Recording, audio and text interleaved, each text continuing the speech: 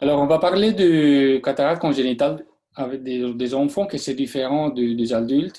On va voir la classification morphologique du cristallin et on va parler de l'évaluation systémique parce qu'il y a quelquefois qu'on, qui est associé à une maladie générale.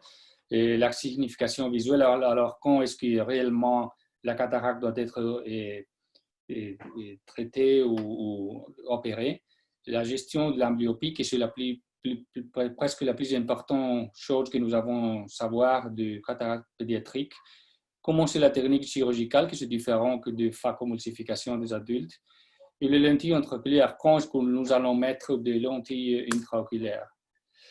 Alors, des classifications morphologiques, on sait que quand le cristallin, quand la pacification du cristallin est dans les étires I,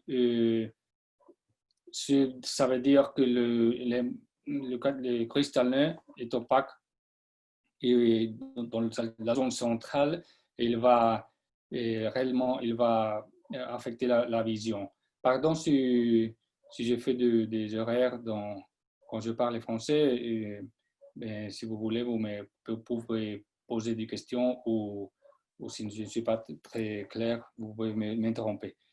Alors, quand la pacification est centrale, et presque tous les fois, il va affecter la vision, mais l'opacification peut être aussi dans la corticale, alors dehors du nucléus, et c'est la cataracte lamellaire.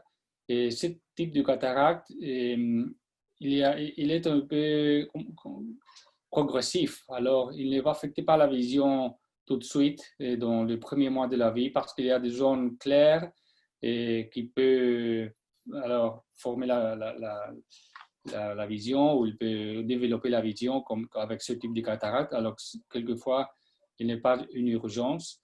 Et ce type de cataracte, on le découvre quand l'enfant a 5 ans, 4 ans, 7 ans. Alors, il n'est pas si grave, mais bien sûr, beaucoup de fois, il faut faire l'opération. Mais la différence que ce type de cataracte, il y a des zones qui sont claires, alors l'enfant peut développer la vision dans les premiers mois de la vie qui sont les plus importants. Depuis, nous avons des cataractes qui sont plus antérieures, les sous-capsulaires antérieures. Et ce type de cataracte, c'est rare, mais il a la caractéristique qu'il est associé à un syndrome général, syndrome d'Alport, que c'est une maladie du collagène qui affecte aussi les kidneys, and the deaf, the ears. So, alors, il y a quelques cataractes qui sont aussi associées à des maladies générales. Et quand il y a un anticône antérieur comme ça, il faut penser qu'il y a aussi une autre maladie. Alors, c'est très important qu'on soit que dans quelques cataractes congénitales, on doit savoir que doit demander une autre opinion avec le pédiatricien. D'autres cataractes, c'est les polaires antérieures. Ce type de cataracte, l'opacification est très petite, mais il affecte la vision quand même parce que une troisième de ce type de cataracte sont associés à la nisométropie. Et ces enfants sont en myopie, pas pour les cataractes, mais pour l'anisomètropie. Alors, dans la cataracte congénitale, c'est très, très important de savoir faire de rétinoscopie ou de savoir la réfraction des enfants parce que beaucoup de fois, l'amblyopie n'est pas pour l'opacification quand même, mais pour le vice de réfraction, pour le fait de d'optique de l'amblyopie pour l'anisomètropie. Alors, ils ont de l'astigmatisme ou de l'hypermétropie et c'est pour ça qu'ils sont amblyopes et pas pour la pacification. C'est pour ça que le concept très important avec de la gestion du cataracte pédiatrique, c'est de savoir faire des rétinoscopies ou de savoir la réfraction de l'œil parce que beaucoup de fois, c'est ça ce qui fait l'amblyopie et non pas l'opacification. Et côté plus postérieur, pas antérieur, plus postérieur, c'est le lenticône postérieur, c'est un type de cataracte qui est aussi progressif. On le trouve dans les enfants de 7 ans, 8 ans, et alors plus tard. Et il n'y a pas beaucoup de possification parce qu'il y a une déformation du cristallin et, comme une cône et, dans la derrière. Et ce type de cataracte a la caractéristique d'affecter la vision parce que c'est une réflexe, le réflexe comme un ciseau et fait une astigmatisme du cristallin. Alors c'est ça ce qui va poser l'amblyopie et non la pacification. Et c'est pour ça que, comme je dis, c'est très important de faire la rétinoscopie, toujours voir avec les rétinoscopes le réflexe, les rouges, et on fait la rétinoscopie pour savoir si le réflexe c'est régulier ou c'est irrégulier comme un ciseau, parce que c'est ça qui va faire l'amblyopie. Alors, ce type de cataracte il a une déformation de la capsule postérieure qui est très fin. Il faut avoir attention quand on fait l'opération parce qu'on peut, on peut couper la capsule postérieure et il faut faire attention quand on met le lentille intraoculaire. C'est un autre type de cataracte, c'est la persistance vitreuse primaire. Et c'est un type de cataracte qui, quelquefois, il peut se confondre avec le rétinoblastome parce qu'il y a de vascularisation dans l'iris. Mais la différence avec le rétinoblastome, c'est que toujours la persistance vitreuse primaire a une longitude plus petite, l'œil est plus petit que le contralatéral. Et dans les rétinoblastome, la longitude de l'œil, c'est normal, c'est la même chose que l'autre œil. Alors, si vous devez savoir si c'est une rétinoblastome ou une persistance vitreuse primaire, on peut faire la mesure de l'œil et comme ça, quand on voit les différences dans un œil et un autre, on peut savoir que ça, c'est une persistance vitreuse primaire. Et il est aussi progressif. Il va quelquefois faire des tractions du processus ciliaire. Il peut découler la rétine. C'est pour ça qu'il faut faire l'opération vite dans les premiers mois de la vie parce que sinon, la traction va décoller la rétine. Et on va voir une vidéo ici d'une résistance vitreuse primaire. C'est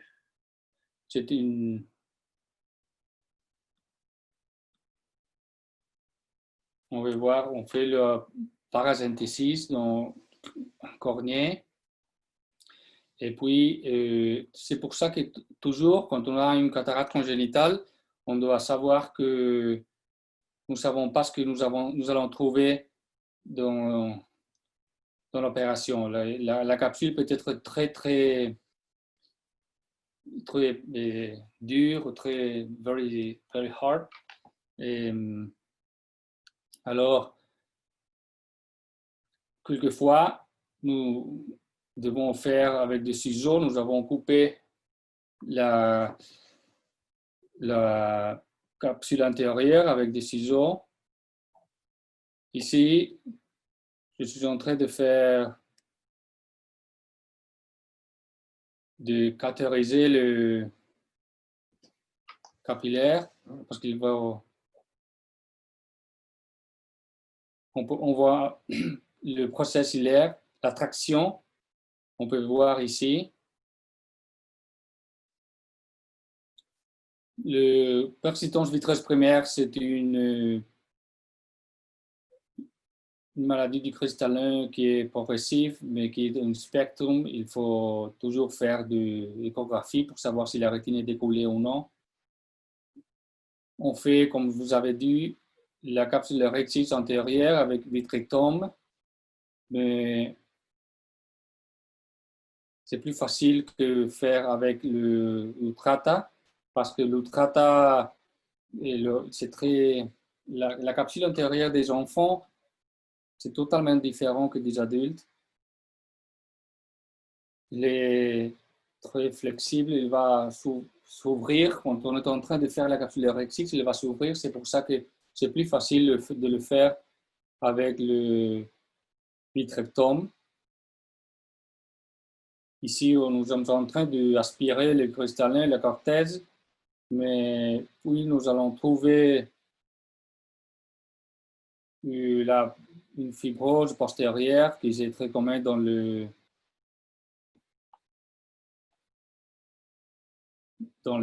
présidences de vitreuse primaire.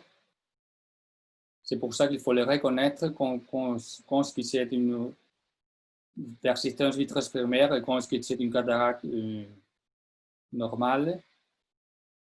On peut voir ici la vascularisation qui peut faire nous confondre avec une rétinoblastome.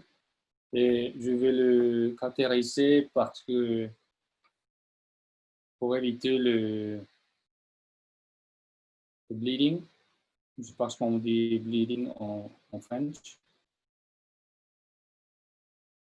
Et puis, on peut voir la traction qui fait la membrane au processus ciliaire. S'il continue de faire des tractions, il va décoller la rétine. C'est pour ça que l'indication de faire la chirurgie vitement, c'est pour éviter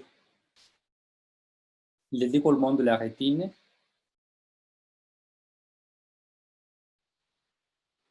Et on peut voir que c'est très, très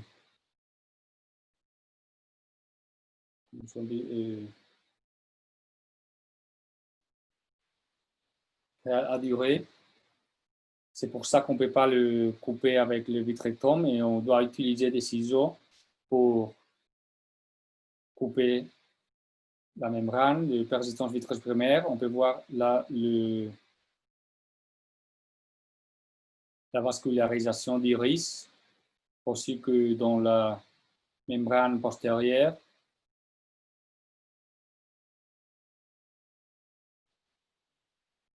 C'est ça ce que toujours que nous avons mettre un enfant à l'anesthésie générale pour faire une chirurgie de cataracte congénitale, on doit savoir que on doit être préparé pour avoir des ciseaux ou des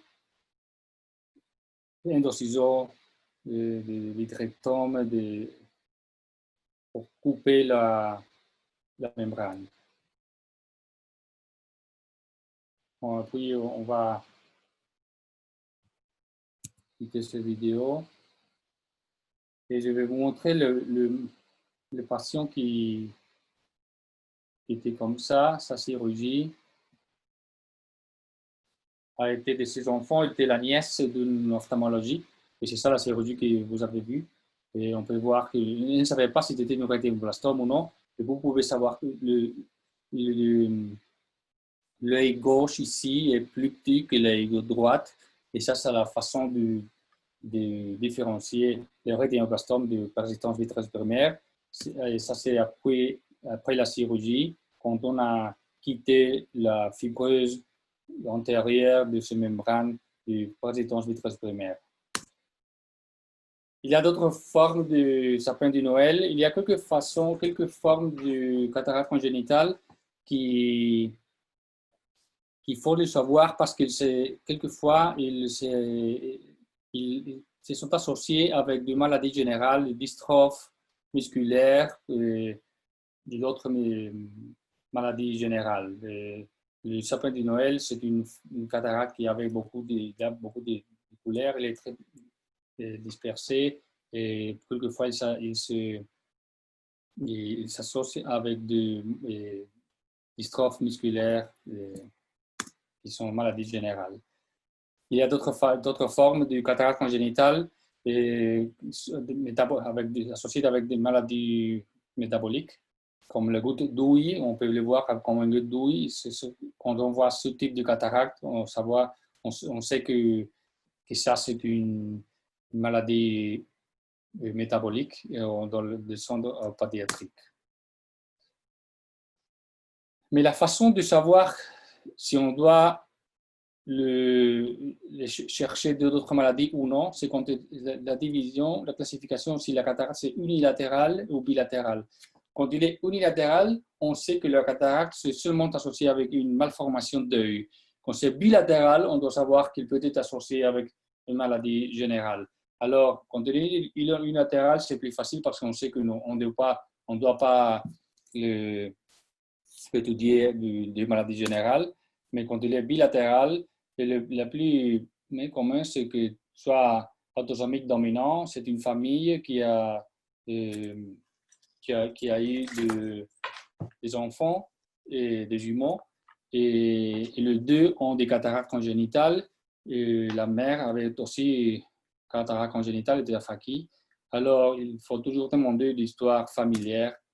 C'est aussi notre enfant qui, son père a eu cataracte congénitale, a été opéré.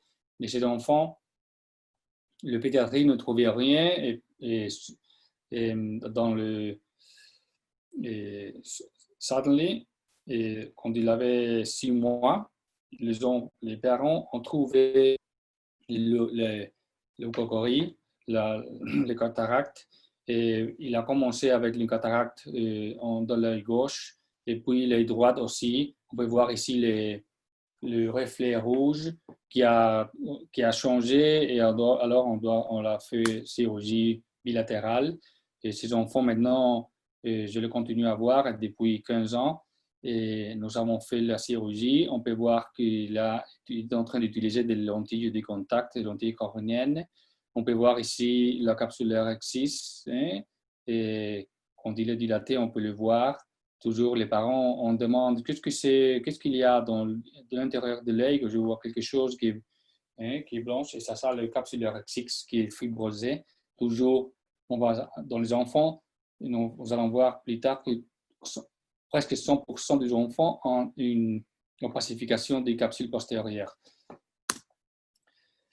Et alors, on a dit que quand la cataracte, c'est unilatéral, et on dit que c'est une malformation de l'œil, mais quand elle est bilatérale, elle peut être associée avec des maladies systématiques, et du Hallermann-Streiff, qui est une maladie des visages, des visages différents, et the bones are different. We're going to see some examples of that. Et une maladie de l'eau, qui c'est une maladie de kidneys. Il y a des autres maladies, rubéole, ici à Sud-Amérique, on continue à avoir des rubéoles. Le trisomie est 18e, c'est très rare, mais on peut les avoir. Des maladies métaboliques, syndrome d'Alport que nous avons vu quand il est une cataracte subcapsulaire antérieure, et autres maladies métaboliques comme le Fabry. Et c'est très commun dans le syndrome Down, de trisomie 21. Et si c'est un enfant, d'abord la chirurgie, et puis la chirurgie, on peut le voir ici, le capsulaire exis postérieur, la fibrose du capsule postérieure, mais on peut voir le réflexe rouge et ici dans les cataractes. C'est pour ça que quand on a un enfant avec trisomie 21, on doit toujours voir les cristallins. Alors on a dit craniofacial syndrome, syndrome craniofacial, c'est un enfant que ma mère m'a dit que il était avec la bouche ouverte, c'est pour ça qu'il ne pouvait respirer normalement. Et ça, c'est une Hallermann-Streiff, un syndrome craniofacial avec le nez est très petit, il est très difficile pour ces enfants de respirer, c'est pour ça qu'ils restent avec la bouche ouverte. Et on peut voir ici l'opacification du cristallin de l'œil gauche et puis l'œil droit aussi. Alors, on a fait des chirurgies, on peut voir dans ces photos ici la Faki, et ici est en train d'avoir un cristallin opaque qu'on va l'opérer. C'est après l'opération, on peut voir ici le réflexe rouge, et il est en train d'utiliser des lentilles de contact. Cet œil est très petit. C'est une caractéristique aussi du cataracte congénital. ce sont des œils qui sont très, très petits. Alors, quand on va mettre des lentilles intraoculaires, il faut savoir que c'est difficile et parce que la graduation elle est très haute. Ce sont des lentilles intraoculaires de plus 30 dioptries, plus 35, plus 40, plus 44. Et alors, ce sont des œils qui sont très, très petits. Nous allons parler plus tard de lentilles intraoculaires. Et des autres maladies, le rubiole, ici à l'Argentine, on continue d'avoir quelquefois du rubiole et des cataractes associés comme ça. Il y a aussi de malformations du cœur. Alors, toujours, il faut étudier la rubiole avec un pédiatrique. La méridia, ici, on peut voir le syndrome de Peters, mais il y a des malformations aussi du pôle antérieur qui sont associés à cataracte. C'est un enfant avec des cataractes, mais aussi une opacification de la cornée. Et alors, il est aussi associé avec des malformations oculaires. Ces photos ici, on peut trouver la déformation du cristallin dans l'aspect postérieur. Et ça, c'est une lenticone postérieure. Et je ne sais pas si on dit comme ça, lenticone postérieur. Et on peut voir qu'il n'y a pas beaucoup d'opacification, mais cet enfant doit faire l'opération parce qu'il y a il est amblyopes pour les astigmatismes qui fait le cristallin, l'irrégularité du cristallin fait l'amblyopie parce qu'il y a beaucoup d'aberrations optiques, astigmatisme cristallinien. Alors, on fait savoir quand est-ce qu'on doit faire toujours la chirurgie dans le cataracte congénital, dans l'opacification du cristallin? Non, on doit savoir quand est-ce que nous devons faire d'opération. Et si la cataracte visuellement, ce qu'on dit, visuellement important, bon, quand on va savoir, parce que l'enfant ne va pas dire je ne vois pas très bien ou il ne va pas dire rien. C'est pour ça qu'on doit étudier la fixation avec un œil, puis avec l'autre, si l'enfant continue à fixer fixation centrale. Si le reflet est rouge, si on peut aller voir avec l'ophtalmoscope direct, si on voit un reflet rouge, alors on peut dire qu'il n'est pas très important et on peut attendre à faire la chirurgie plus tard. La morphologie, on sait que quand la cataracte est plus antérieure, n'affecte pas beaucoup la vision. Quand elle est plus postérieure, c'est plus commun qu'il affecte la vision. Alors, il y a différents critères quand est-ce qu'on doit opérer, quand est-ce qu'on peut attendre. Et quand la cataracte est plus de 3 mm, et presque toujours, il faut l'opérer. Quand il est central, et quand il est postérieur, comme je dis, et quand il est confluent. Quand il y a des zones claires, comme le cataracte zonulaire, on peut attendre un peu et faire la chirurgie plus tard. Quel est l'avantage d'attendre? Il y a quelquefois, on va le répondre avec un cas que je vais vous montrer. Et alors, si on sait que la cataracte affecte la vision et est une urgence. Alors, quand est-ce qu'on doit faire l'opération? Pendant les premiers mois de la vie. Nous savons que c'est une urgence ophtalmologique, alors on doit faire l'opération immédiatement. Et il y a 20 ans, nous disions que c'était mieux de faire l'opération dans les premières 2 semaines de la vie. Et puis, nous avons retrouvé qu'il y a quelquefois que si on fait la chirurgie d'abord d'un mois de vie, il peut avoir une glaucome, il peut être associé au glaucome. C'est pour ça qu'aujourd'hui, dans ce temps, nous attendons jusqu'à le début de la première mois de la vie. Mais on ne sait pas si c'est pour faire l'opération plus tôt ou quoi. Et moi, je pense que quand elle est associée à glaucome, ce n'est pas pour quand est-ce qu'il a été fait l'opération, mais c'est pour que nous laissons des vitrées dans la chambre antérieure. C'est pour ça, ce qui est techniquement la plus importante chose des cataractes pédiatriques, c'est de faire la vitrectomie. Ça, c'est la plus importante chose technique de la chirurgie du cataracte. Et on sait que les 2 premiers mois de la vie, c'est la période cruciale de la vision, du développement de la vision.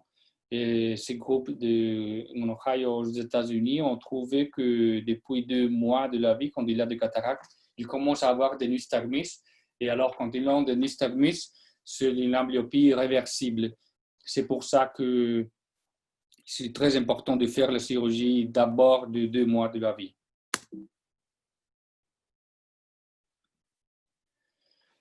Il y a quelques fois qu'on ne peut pas faire la chirurgie parce que nous avons des problèmes techniques, on ne trouve pas une anesthésiologie ou quelque chose. Et c'est Ken Wright avec qui je fais le fellowship aux États-Unis, qui a trouvé si on ne peut pas faire la chirurgie immédiatement, on peut faire l'occlusion bilatérale. C'était un enfant qui avait une hémorragie vitreuse et ils n'ont fait pas la chirurgie, mais ils ont fait l'occlusion bilatérale pendant 20 jours. Et après ça, l'hémorragie s'est réabsorbée et l'enfant n'a pas été amblyopes. C'est pour ça que si on peut faire immédiatement la chirurgie, on peut faire l'occlusion bilatérale jusqu'à les jours qu'on fait la chirurgie. Et il y a quelques cataractes qui sont partielles. Ici, c'était un enfant qui avait une opacification partielle du cristallin et n'était pas jusqu'à la zone de division. Et alors, on peut attendre avec de l'occlusion et de dilatation de phényléphrine, pas avec des agents cycloplégiques, parce qu'on va faire l'amblyopie avec la cycloplégique. Alors, avec de phényléphrine, on peut faire une dilatation de l'œil de la cataracte, si la cataracte c'est partielle, et faire l'occlusion 2 heures par jour ou 4 heures par jour dans l'œil sain pour traiter l'amblyopie. Et puis, dans cet enfant, nous avons d'attendre jusqu'à 2 ans de vie. Et on a fait la chirurgie à 2 ans de vie et on va mettre des lentilles intraoculaires. C'est ça l'avantage d'attendre. Parce qu'on sait qu'on peut mettre des lentilles intraoculaires quand l'enfant a 2 ans de vie. Et nous traitons de ne pas mettre de lentilles intraoculaires d'abord de 2 ans de vie parce que l'œil va changer complètement la longitude axiale. Ici, dans notre exemple, une cataracte partielle, on peut faire la dilatation de l'œil de la cataracte avec phényléphrine et d'occlusion de 2 heures par jour. Et on peut continuer à avoir la fixation et la vision de l'œil de la cataracte dans ce cas. Il y a quelques fois qu'on peut trouver des cataractes avec des autres malformations, c'est une microcéphalie ou des autres maladies neurologiques. Quand il y a des maladies neurologiques, ça veut dire qu'on ne doit pas faire l'opération, on doit faire l'opération quand même. Et c'est pour ça que on a trouvé que le score neurologique améliore beaucoup après faire l'opération de cataracte. Comment est la technique? La technique est un peu différente que Bon, il y a beaucoup de chirurgiens des pôles antérieurs qui font la phaco comme la même chose. Le cristallin est doux, alors il n'est pas dur, duré. Et alors, c'est plus facile de l'aspirer. Mais il y a quelques différences de phacoemulsification dans les adultes. Et la capsulectomie, comme vous avez dit, beaucoup de fois, c'est plus facile de le faire avec les vitroptères parce que la capsule est très flexible, il va s'ouvrir si je le fais avec du Trata. Mais il y a des chirurgiens qui sont très qualifiés, ils sont bien comment le faire. Si on le fait avec le Trata, il faut toujours faire une capsule rexis, aller toujours au centre pour éviter qu'il s'ouvre et qu'il va s'ouvrir. mais avec le vitrectome, c'est plus facile. Je vais montrer plus tard des exemples de la vitrectomie. Et puis, nous devons faire une capsulectomie postérieure et avec une vitrectomie intérieure avec les vitrectomes et les vitrecteurs. Et on sait qu'à différence des adultes, 100% des enfants qui ont des cataractes congénitales et qui ont fait l'opération vont avoir opacification du capsule postérieure. C'est pour ça qu'on doit faire une capsulectomie postérieure et avec le vitrectome d'abord ou depuis de mettre le lentille intraoculaire. Et quand ils ont moins de 2 ans, nous devons mettre des lentilles de contact. On ne peut pas mettre des lentilles intraoculaires. Et quand ils ont 5 ans, si on peut faire le JAK laser, et l'enfant sache bien, nous pouvons mettre dans le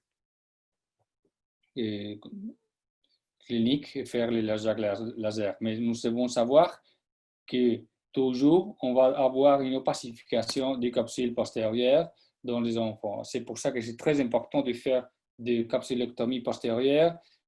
Et si l'enfant sache bien et on peut il peut rester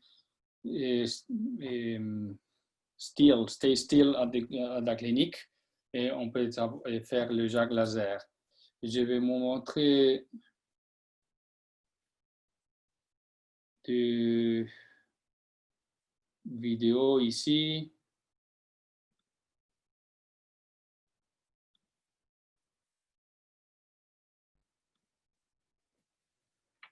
On fait l'entrée dans la chambre antérieure, parasynthèse avec du Villans, du Stulette. Et on utilise de maintenir de chambre antérieure. Et puis, nous sommes en train de faire, comme vous avez dit, la capsule rectus avec le vitrectome, vitroctère. Il faut utiliser de vitesse du coup très vite et pas beaucoup d'aspiration.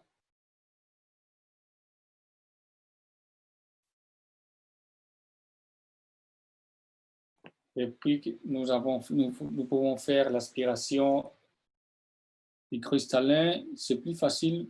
Maintenant, je fais de hydrodissection. D'abord, je faisais l'aspiration tout de suite. On peut voir ici la capsule rectus antérieure qui est un peu ouverte. Et puis, nous allons faire la capsulectomie postérieure qui doit être un peu plus petite que la capsule rectus antérieure. C'est très, très, très important de faire ça parce que sinon, il va y avoir de opacification. Et puis, nous allons faire la vitrectomie antérieure. Il est très important de faire une bonne vitrectomie. C'est la plus importante techniquement, c'est la chose la plus importante. Et puis, on va mettre des lentilles de contact si l'enfant a moins de 2 ans. Si l'enfant a plus de 2 ans, on peut mettre des lentilles intraoculaires. Si on met les lentilles intraoculaires, on les fait préférablement d'abord de faire la vitrectomie et la capsulectomie postérieure. C'est bon de faire d'aspiration aussi des cellules de la capsule antérieure parce qu'ils vont changer à fibroblaste, ils vont faire une membrane postérieure. C'est pour ça c'est bon d'avoir du temps pour faire l'aspiration des cellules de capsule antérieure. Et la plus importante ici, c'est de faire une bonne vitrectomie centrale.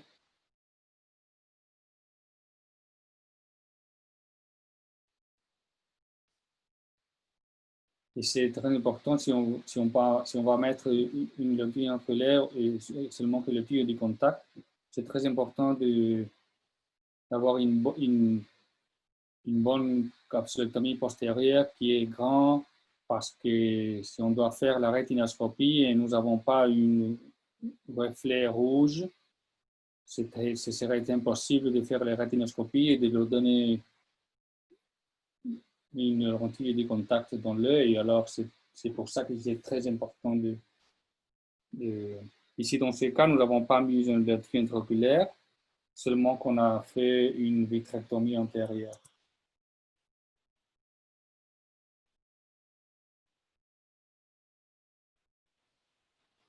On va continuer avec la technique. Et nous savons que l'ossification de la capsule postérieure est presque 100% et ça dépend du temps. Et depuis un an, presque 100% des enfants vont avoir d'ossification de la capsule postérieure. C'est pour ça que c'est très important de s'agir de s'occuper de la capsule postérieure. Faire les capsulectomies postérieures avec les vitrectomes ou faire le capsulectomie postérieure avec le jack laser, mais il faut faire quelque chose avec la capsule postérieure des enfants. Et puis, comment est-ce qu'on va, la gestion de la fatigue, on doit mettre des lentilles de contact. L'ajustement des lentilles de contact, c'est tout aussi important que la chirurgie. Et parce que j'ai vu qu'il y a des chirurgiens de segment intérieur qui sont très qualifiés pour faire la chirurgie, mais ils ne sont pas qualifiés du tout pour faire la rétinoscopie et donner des lentilles de contact. Et c'est pour ça que l'enfant, pendant qu'ils sont très bien opérés, mais ils sont aveugles, ils sont amblyopes quand même, parce que la gestion de l'amblyopie, c'est très, très important. C'est ça la différence avec le cataracte des adultes. Et il faut savoir faire la rétinoscopie depuis de la chirurgie. Et habituellement, nous faisons la rétinoscopie après 2 semaines de la chirurgie ou 1 semaine si la chirurgie a été parfaite. Et on va donner des lentilles de contact après la rétinoscopie. La graduation peut être plus 25, plus 30, plus 35, ça dépend. Mais tu dois savoir que si l'enfant est aphakie, il ne peut pas faire l'accommodation et on laisse l'œil avec une hypermétropie, il va être amblyopes. C'est pour ça que c'est très important quand on prescrit de la lentille de contact, la lentille cornéenne, que l'enfant soit myope de 3 dioptries à peu près. Alors, si on va prescrire une lentille de contact, on va prescrire plus 33 parce qu'on veut que l'enfant soit myope, parce que la vie de l'enfant, c'est de près. Alors, c'est très important qu'il soit myope parce qu'il doit voir du près, 2 mètres, pas plus que 1 mètre. C'est pour ça que la rétinoscopie, c'est très important. Et pour l'adaptation aussi, on doit savoir la kératométrie, pour que la cuvature de la cornée soit bien adaptée. Et c'est pour ça que c'est très important de savoir aussi la graduation et la courbée de la cornée. Ici, il y a des ensembles, c'est un enfant et on peut le voir, le capsulaire existe dans le fauteuil et le bord de la lentille ici. L'adaptation doit être centrale, bien adaptée, très très important. Et cet enfant, nous avons mis de lentilles intraoculaires depuis quand l'enfant avait 2 ans et demi, quelque chose comme ça. Mais ça, c'est la différence avec du cataracte des adultes, que c'est complètement différent parce qu'on doit faire une bonne adaptation de lentilles intraoculaires. Qu'est-ce qui se passe si on ne peut pas adapter des lentilles de contact? On peut donner des lunettes à Faki. Et si l'enfant a un strabisme, alors on peut utiliser des lunettes quand même, place 30, place 33, place 35, place 40, n'importe quelle est la graduation, on peut le mettre, mais jamais on doit laisser un enfant aphakie. On doit traiter l'aphakie avec lunettes, bien sûr, c'est mieux la lentille de contact. Mais si est très cher, si l'enfant, si les parents ne peuvent pas acheter lentille de contact, on peut le mettre de lunettes à Faki, mais c'est très important s'agir de traiter la Faki et de faire occlusion. Dans ces cas, si l'enfant a une myopie de l'œil gauche, on doit faire l'occlusion de l'œil droite 2, 4 ou 6 heures par jour pour traiter la myopie aussi. Alors, lentilles intraoculaires, il y a quelques ophtalmologiques qui mettent d'abord des 2 ans de vie, mais moi je pense que c'est plus sûr de mettre des lentilles intraoculaires depuis les 2 ans de vie. Et ce que je veux dire, c'est que l'enfant n'a pas d'accommodation parce qu'il est aphakie ou pseudophakie. Alors, l'hypermétropie, c'est ce qui cause la myopie, pas la myopie.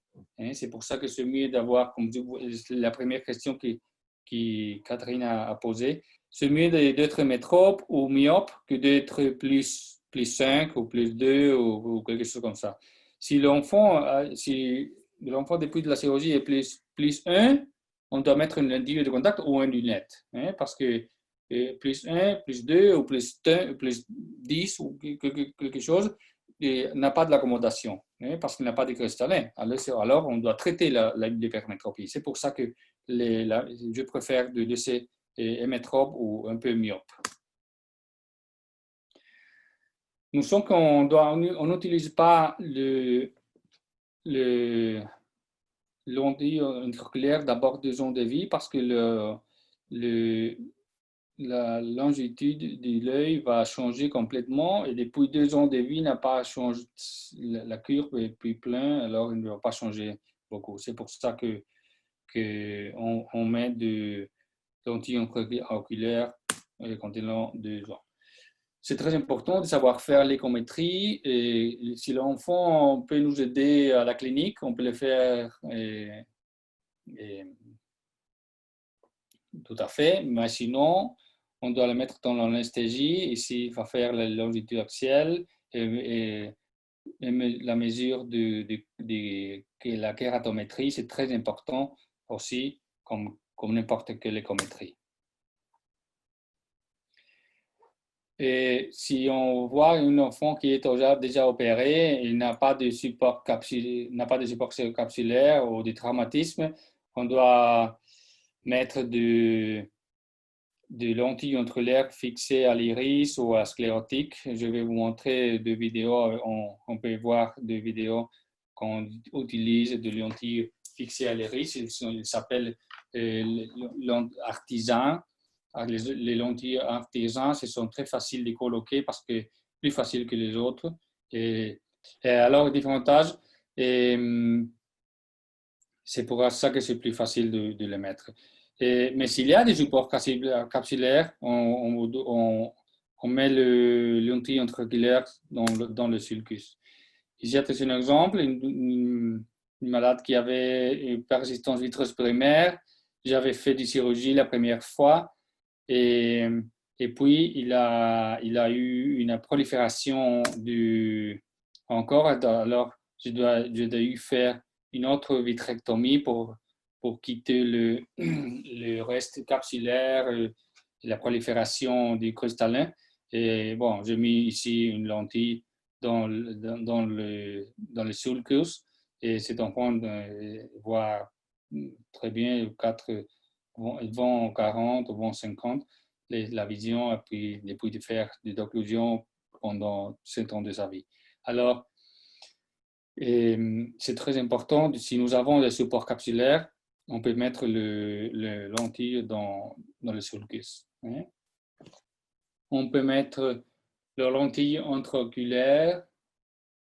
Dans ces cas, nous avons déjà fait l'aspiration des cristallins, nous avons déjà fait la capsulaire exige antérieure et nous sommes en train de mettre le lentille intraoculaire dans les bacs parce que c'est la première chirurgie.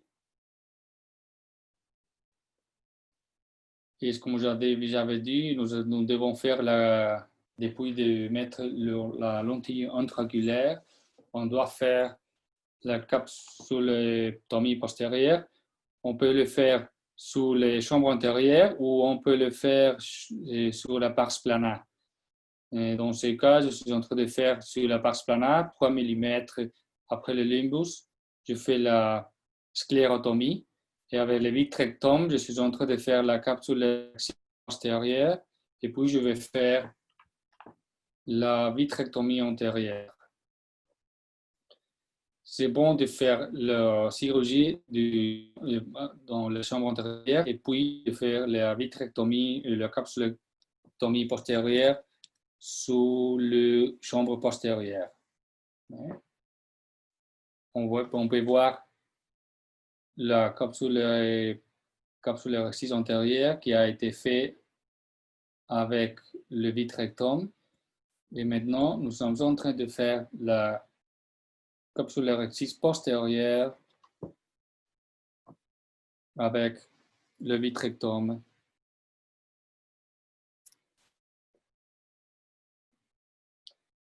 On fait la sclérotomie, comme vous avez dit, 3 mm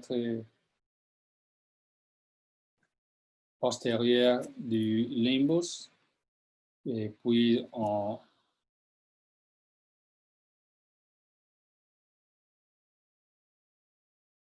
va suturer la sclérotomie. Je suis en train de montrer ici la sclérotomie.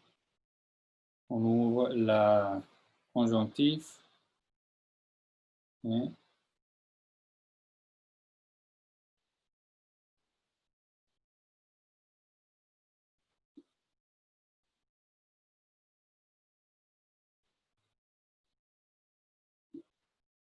Et nous sommes en train de faire la capsulectomie postérieure depuis que la lentille est dans le sac capsulaire. Alors, on fait la chirurgie, on met le lentille intraoculaire et nous savons que nous devons faire une capsularexie postérieure.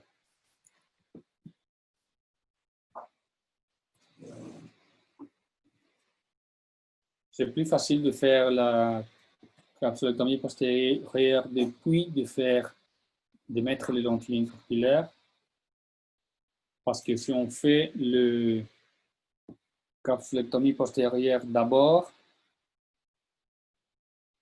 c'est plus difficile de mettre la lentille intraoculaire dans le sac capsulaire. Il peut tomber dans le vitreous.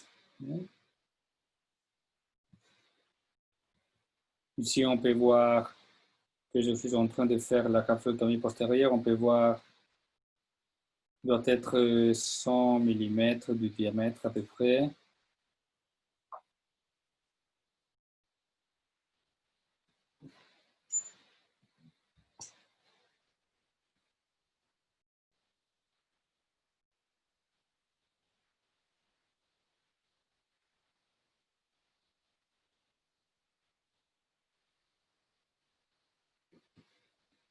On peut voir les bords de la capsulectomie postérieure.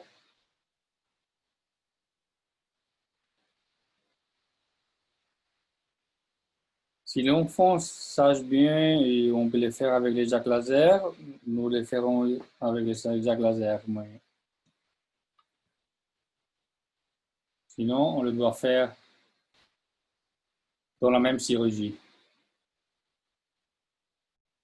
Je ne sais pas si vous pouvez voir le bord là-bas du capsule antérieure et capsule postérieure. Vous le voyez?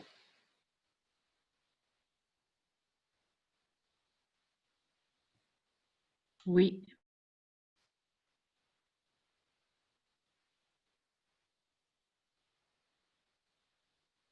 Alors, comme je dis, c'est plus facile de mettre les lentilles interculaires dans le sac et depuis ça, faire la vitrectomie et la capsulectomie postérieure. Mais c'est très important de faire la vitrectomie aussi, parce que si on fait seulement que la capsulectomie postérieure, les fibroblastes vont continuer et ils vont faire une cataracte d'une prémature.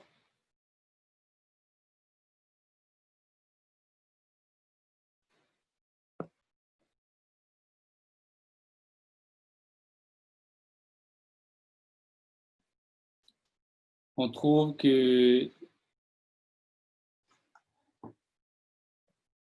est très dur pour faire la capsule Red 6 avec le vitrectome, et on doit utiliser des ciseaux ou des aiguilles pour couper la capsule antérieure.